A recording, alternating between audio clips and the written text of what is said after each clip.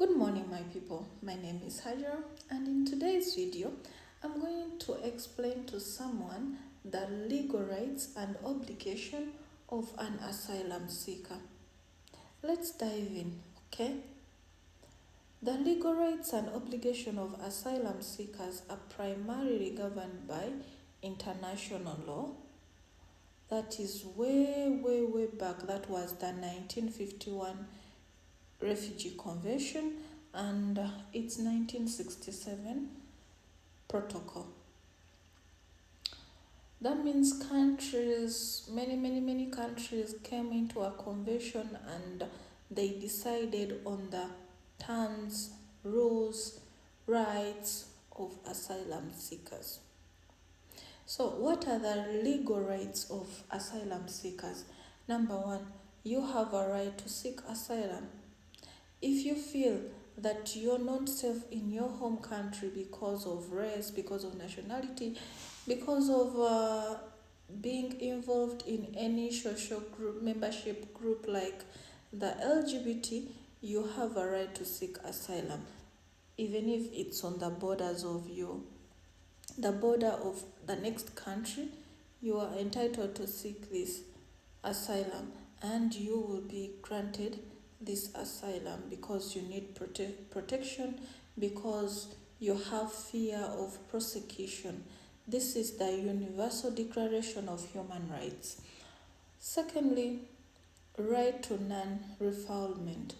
This is when the asylum seeker cannot be returned to his home country where he may face threats to life and freedom.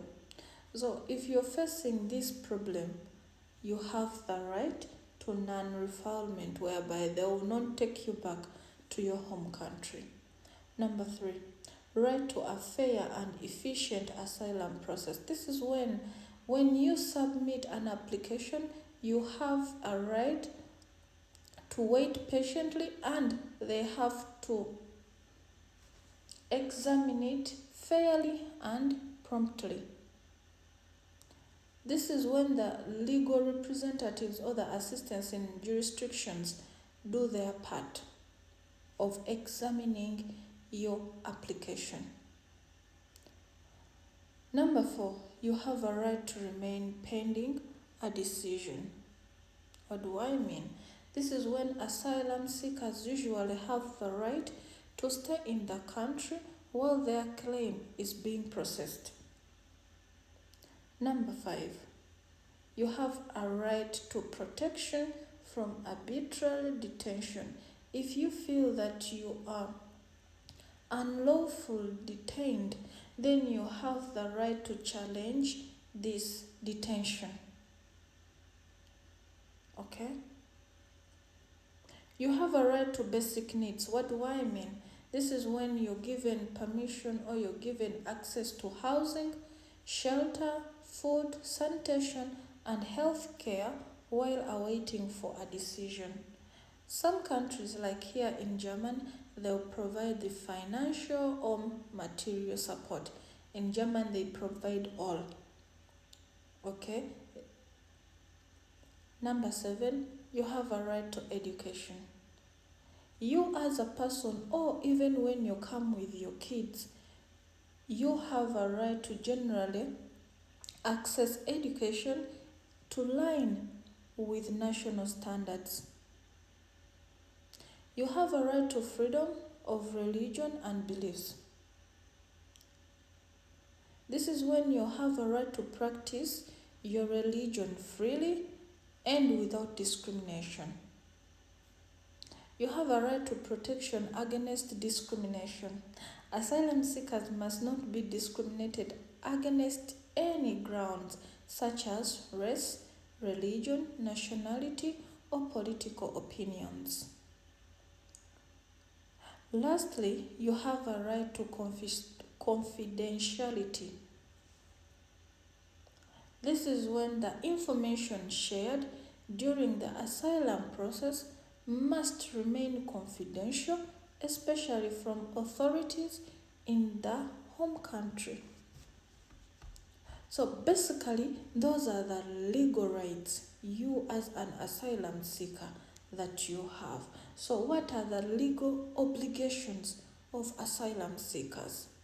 Remember, the person asked to explain the legal rights and obligations. So we have been talking about the legal rights, where I said right to seek asylum, right to non-refoulement, right to fair and efficient asylum process, right to remain pending a decision, right to protection from arbitrary detention, right to basic needs, right to education, right to freedom of religion and beliefs, right to protection against discrimination, and right to confidentiality.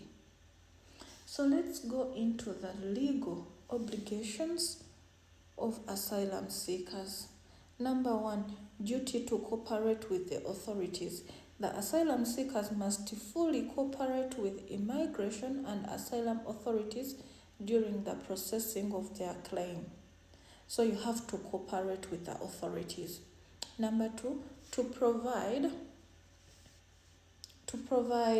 accurate information. You must truthfully disclose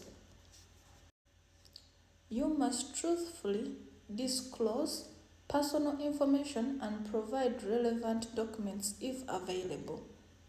Number three, obligation to abide by the national laws. Asylum seekers must respect and follow the laws of the host country, including immigration regulations. Like, for example, here in Germany, they have their own rules that 2022 there must be no noise, everyone must be sleeping, no music, no what. When you come into the asylum camps, you have to follow such rules, okay? Number four, you have reporting requirements. In many countries, asylum seekers are required to report to authorities at specified times or lives in designated accommodations. You have to restriction on employment that varies by the country. In some countries, asylum seekers are not allowed to work until a certain period of time has passed or their claim is approved. So you will face a problem of restriction to employment. You have to respect the community norms. What do I mean? While not a legal requirement in all jurisdictions, asylum seekers are generally expected to respect the customs and norms of the host countries. You have to comply with identity and security checks. You're obligated to undergo biometric security and identification verification as part of the asylum process. So when you abide by the rules, everything will move on smoothly, very smoothly. So lastly, I'll give you the sources of the legal protection. We have the international protection, that is the 1951 Refugee Convention, and the 1967 Protocol, that is the Universal Declaration of Human Rights, that is internationally. Okay? Regional, we have the European Convention on Human Rights and African Union Convention.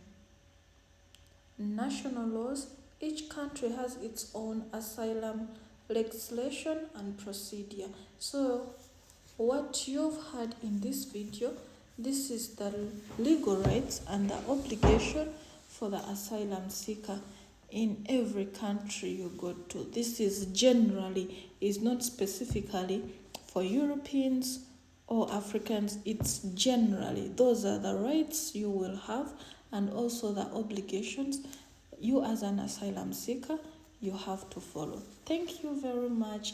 I'll bring the next video very soon. Good night.